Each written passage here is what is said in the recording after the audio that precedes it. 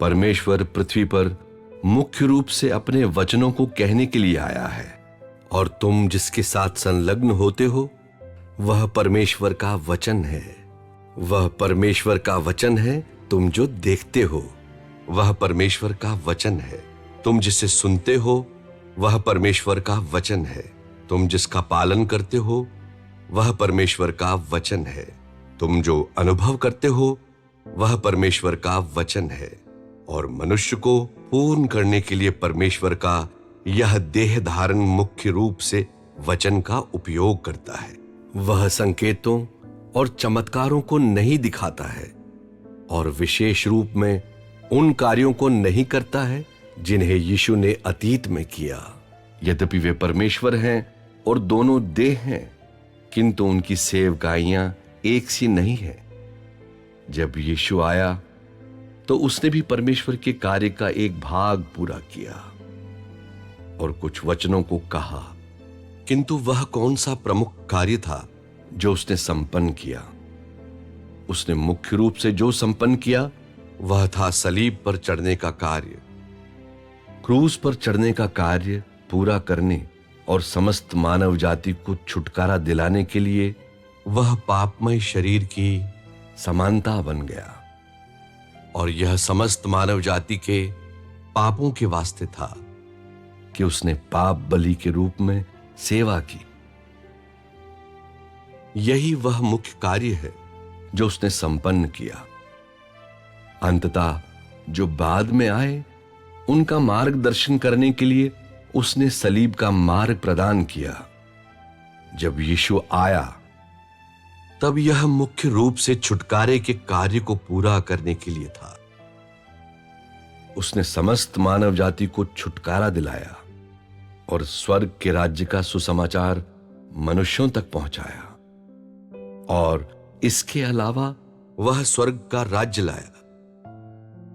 फलस्वरूप बाद में जो लोग आए सभी ने कहा, हमें सलीब के मार्ग पर चलना चाहिए और स्वयं को सलीब के लिए बलिदान कर देना चाहिए।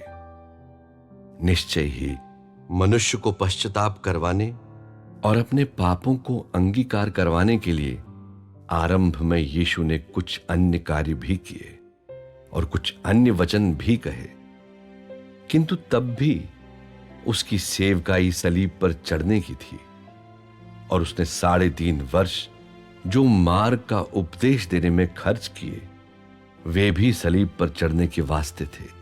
कई बार यीशु ने जो प्रार्थनाएं की वे भी सूली पर चढ़ने के वास्ते थी।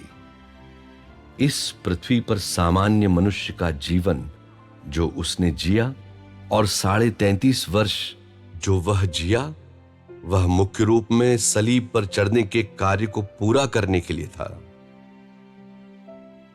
वे उसे शक्तिशाली बनाने, उसे इस कार्य को करने में समर्थ बनाने के लिए थे, जिसके फलस्वरूप परमेश्वर ने उसे सलीब पर चढ़ने का कार्य सौंपा।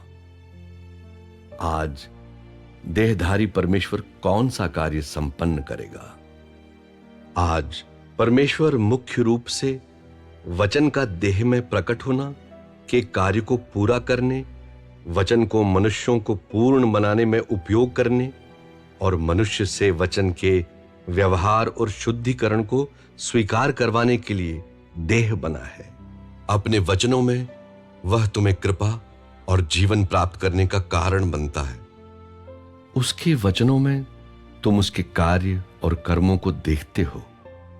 तुम्हें ताड़ना देने और तुम्हारे शुद्धिकरण के लिए परमेश्वर वचन का उपयोग करता है, और इस प्रकार यदि तुम्हें कठिनाई सहनी पड़ती है तो यह भी परमेश्वर के वचन के कारण है। आज परमेश्वर तथ्यों का नहीं बल्कि वचनों का उपयोग करके कार्य करता है। केवल जब उसके वचन तुम पर आ जाएं, तभी पवित्र आत्मा तुम्हारे भीतर कार्य कर सकता है और तुम्हें पीड़ा भुगतने या मिठास का अनुभव करने का कारण बन सकता है। केवल परमेश्वर का वचन ही तुम्हें वास्तविकता में ला सकता है, और केवल परमेश्वर का वचन ही तुम्हें पूर्ण बनाने में सक्षम है।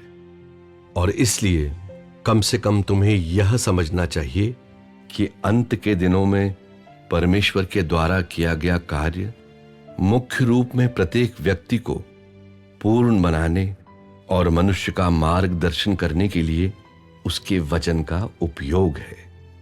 जो कुछ भी कार्य वह करता है वह सब वचन के द्वारा किया जाता है। वह तुम्हें ताड़ना देने के लिए तथ्यों का उपयोग नहीं करता है। ऐसे अवसर आते हैं जब कुछ लोग परमेश्वर का प्रतिरोध करते हैं। परमेश्वर तुम्हारे लिए भारी असुविधा उत्पन्न नहीं करता है।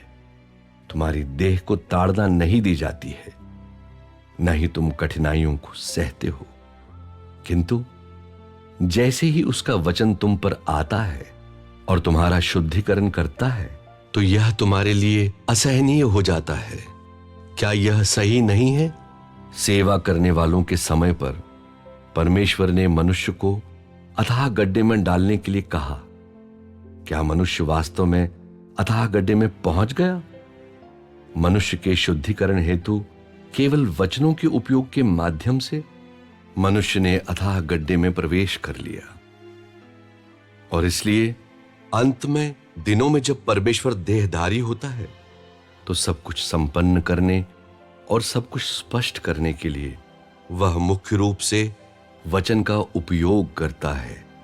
केवल उसके वचनों में ही तुम देख सकते हो कि वह क्या है। केवल उसके वचनों में ही तुम देख सकते हो कि वह परमेश्वर स्वयं है। जब देहधारी परमेश्वर पृथ्वी पर आता है तो वह वचन बोलने के अलावा कोई अन्य कार्य नहीं करता है। इस कारण से तथ्यों की कोई आवश्यकता नहीं होती है। वचन काफी है। ऐसा इसलिए है क्योंकि वह मुख्य रूप से इसी कार्य को करने के लिए मनुष्यों को उसके वचनों की सामर्थ्य और सर्वोच्चता को देखने देने, मनुष्यों को यह देखने देने कि वह कैसे विनम्रता पूर्वक अपने आप को अपने वचनों में छिपाता है और अपने वचनों में अपनी समग्रता को मनुष्य को जानने देने के लिए आया है। जो कुछ भी वह है और उसके पास है वह उसके वचनों में है। उसकी बुद्धि और चमत्कारिता उसके वचनों में है। इसमें तुम्हें उन कई तरीकों को दिखाया जाता है जिनके द्वारा परमेश्वर अपने वचनों को बोलता है। इन संपूर्ण समय के दौरान परमेश्वर का अधिकांश कार्य भोजन देना, प्रकाशन और व्यवहार रहा है। वह मनुष्य को बिना विचार किए शाप नहीं देता है, और जब वह शाप देता भी है तो इसे वचन के द्वारा देता है। और इसलिए परमेश्वर देहधारी हो गया कि इस युग में तुम परमेश्वर को पुनः बीमारों की चंगाई करते और दुष्ट आत्माओं को निकालते हुए देखने का प्रयास न करें। सदैव संकेतों को देखने का प्रयास न करें, कोई फायदा नहीं है। वे संकेत मनुष्य को पूर्ण नहीं बना सकते हैं। साफ शब्दों में कहें तो आज देह वाला वास्तविक परमेश्वर स्वयं केवल बोलता है और कार्य नहीं करता है। यही सत्य है। वह तुम्हें पूर्ण बनाने के लिए वचनों का उपयोग करता है। वह तुम्हें भोजन और पानी देने के लिए वचनों का उपयोग करता है। वह कार्य करने के लिए वचनों का उपयोग करता है, और वह तुम्हें अपनी वास्तविकता का ज्ञान कराने के लिए तथ्यों के स्थान पर अपने वचन का उपयोग करता है। यदि तुम परमेश्वर के कार्य के इस पहलू को समझने में सक्षम हो तो तुम्हारे लिए निष्क्रिय बने रहना कठिन है। नकारात्मक बातों पर ध्यान केंद्रित करने के बदले तुम्हें केवल उन बातों पर ध्यान केंद्रित करना चाहिए जो सकारात्मक है।